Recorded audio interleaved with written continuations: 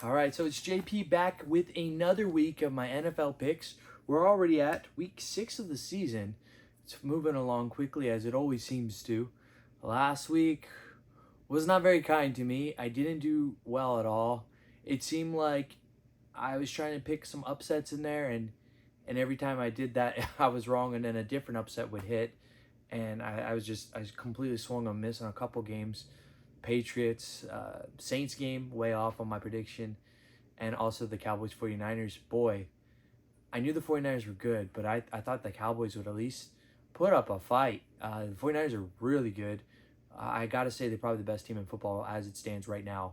And it seems like each conference kind of has like a cream of the crop. You got Philly and San Francisco in the NFC, and then in the AFC, well, the Chiefs got to be up there. I don't know. Dolphins kind of got smacked by the Bills, but the Bills lost to the Jaguars, so maybe the Bills. It seems like it's down to those four teams. There might be some injuries that can impact that though, so that's why it's fun to keep watching. And you never know, somebody might emerge. And as players, some of these young quarterbacks get more experience. Maybe they'll step up and be able to put some wins together.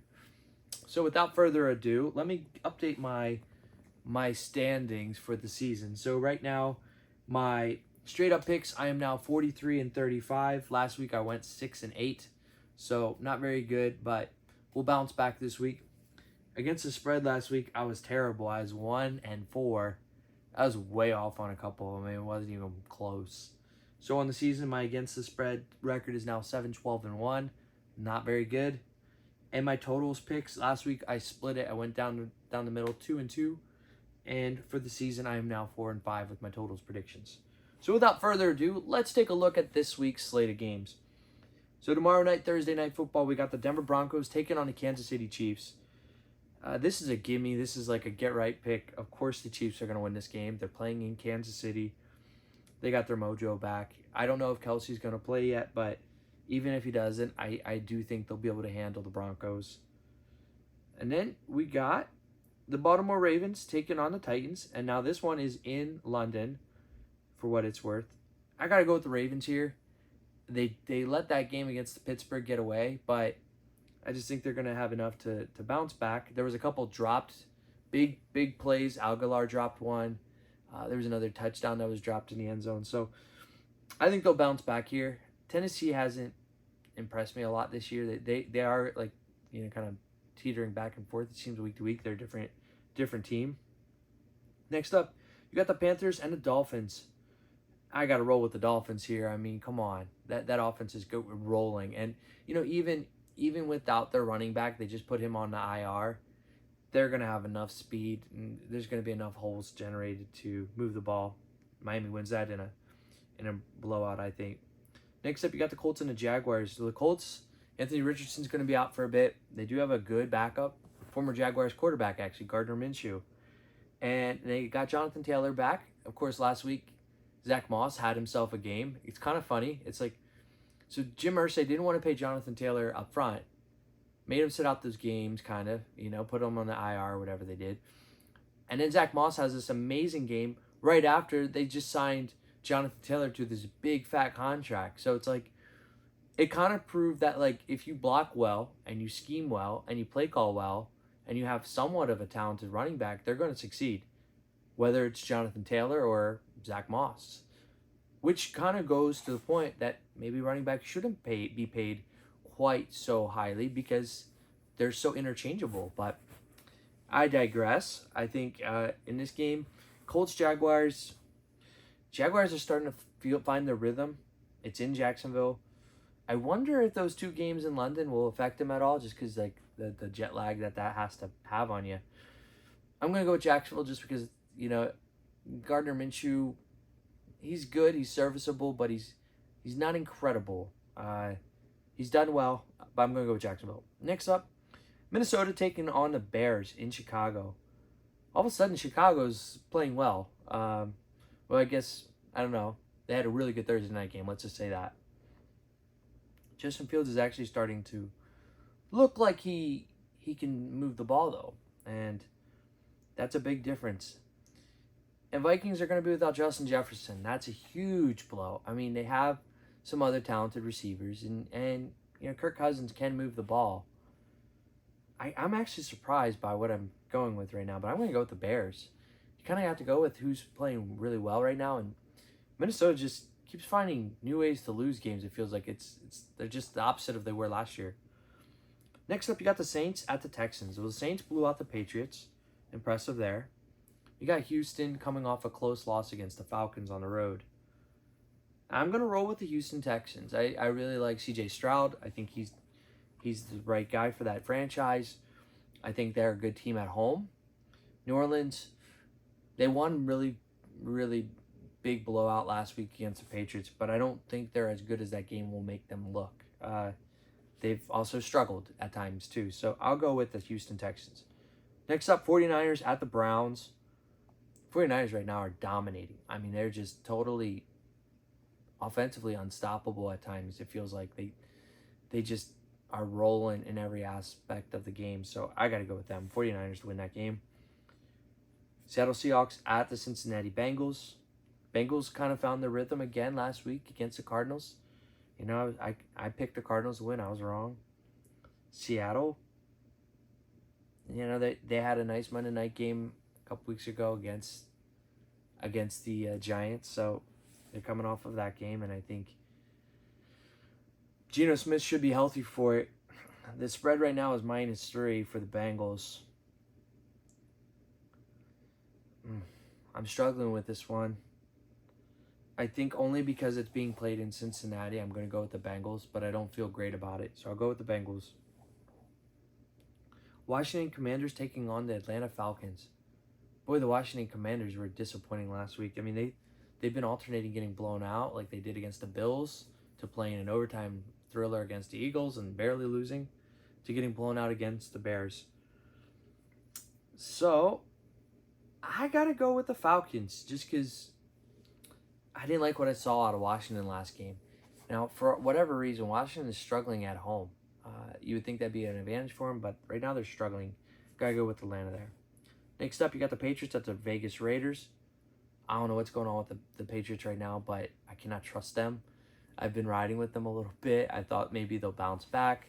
Dallas smacked them up, and then they followed that with the Saints, and I don't think the Saints are all that great. So I got to go with the Raiders. I know they're playing on a short week after the Monday night game, but Jimmy G is serviceable enough. I think there's a little bit of a revenge factor there because he got traded away, so we'll go with them.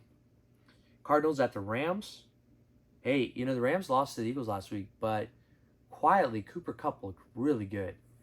And you throw him with Atwell, Nakua, all of a sudden, they have 3 really talented wide receivers.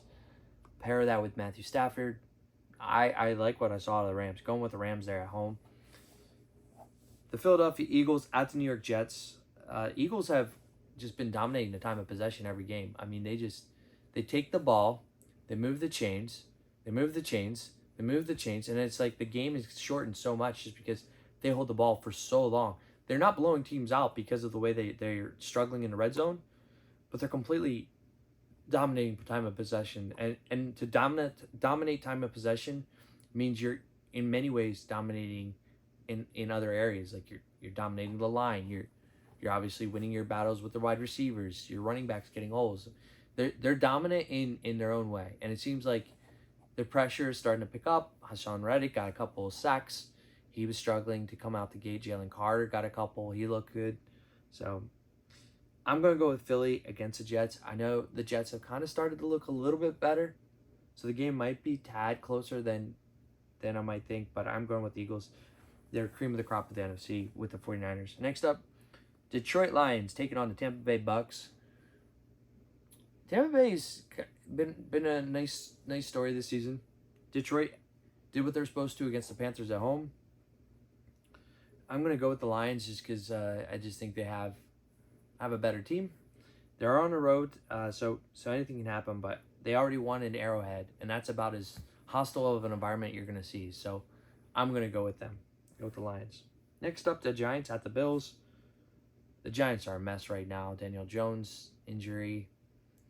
They're just a mess. No protection for the quarterback. I guess it would be Tyrod Taylor. I don't think he's going to stand a chance against the Bills. The Bills will have a bounce back week at home. Next up, you got the Dallas Cowboys taking on the Los Angeles Chargers. This should be an interesting game. The Chargers are coming off a bye week. Cowboys got smacked against the 49ers. Just because Dallas looked so sloppy last week, I'm going to roll with the Chargers. It's just hard for me to trust the Cowboys right now. So that's my pick. And so before I finish, we're going to go with some against the spread picks this week. So here's a couple games that stand out to me.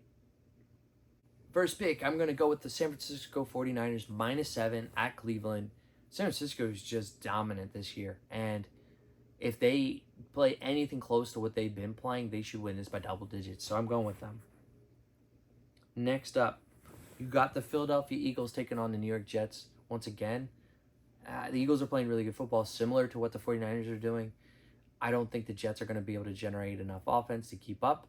Yeah, the Jets have a nice defense, but the Eagles' offensive line is going to present some problems. I think there's going to be some running lanes. Jalen Hurts, I think he's going to start to fix some of his turnovers, and I think the Eagles are going to win that game. So -7, Philly there. My next pick, I'm going with the Bills -14. I know that's a fat number, but the Giants are terrible. They're a terrible team. They're in disarray. It's in Buffalo. Everything is leaning in their direction, in their favor, so I got to go with them. After that, I'm going to go with the Miami Dolphins -14, taking on the Carolina Panthers. Carolina's offense is pretty atrocious. Dolphins are so dynamic. They have so much speed, so many weapons. They look pretty terrific. So I'm going to go with them. I know I'm laying heavy with the favorites, but I just have to ride with them right now. In my last pick against the spread this week, I'm going to take the Vegas Raiders -3 at home, taking on the Patriots.